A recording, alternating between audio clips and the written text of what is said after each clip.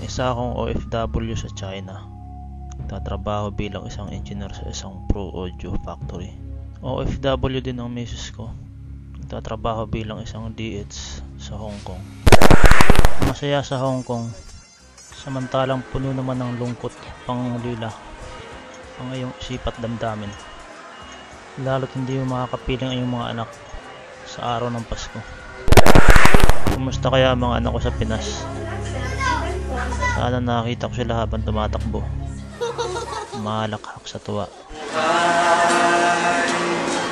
At siya ay naging hando sa bawat nilalang.